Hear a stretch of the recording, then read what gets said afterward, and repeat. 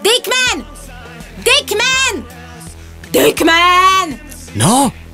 Ty si taký ten chalan z ulice? Ja? No vieš, drsný, nebojácný. Jasne, ako no. Veľký, tak trochu pri sebe. Tak, ale to až tak nie. Nezmestíš sa do telefónnej búdky. To nie je pravda. Iba som ju jednoducho nemal potrebu použiť.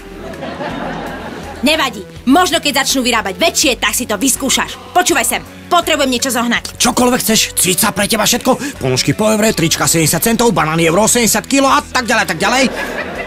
Počúvaj, ne z trhu. Ja potrebujem také, tam si môžem ísť kúpiť aj sama. Ja potrebujem také, ktoré není, že veľmi dostať kúpiť. Myslíš ako tank? Nie, jednoducho v žiadnom Zverimexe nemajú slavu pre mojich zajačikov ňufačikov. Moji malí miláčikové nebudú mať ono kam kakinkať.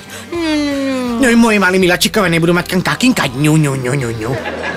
Nie je problém. To fakt? Lebo ja som fakt kúkala, že všade. Ale je tam toho. Zabenem začikím, však keď nie, tak potom skočím o puskej nižšie, kde majú kontakty do Nemecka, z Nemecka do Švajčiarska, potom zo Švajčiarsku si dám jednu kávičku pri tom, vieš, tom Ženevskom jazere. A tá slama? Saláma? Jaj, slama! No predtým, než odídem, tak zasadím na veľko nejaké to obilie a keď sa vrátim, bude z toho slama. Alebo nejaké seno. A to mám dovtedy čakať? Cica! V tomto biznise je zdržanie pravidlom.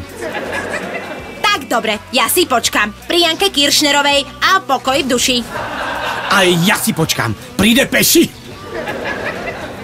Počkať. Ešte som to nedopovedal. Wrong!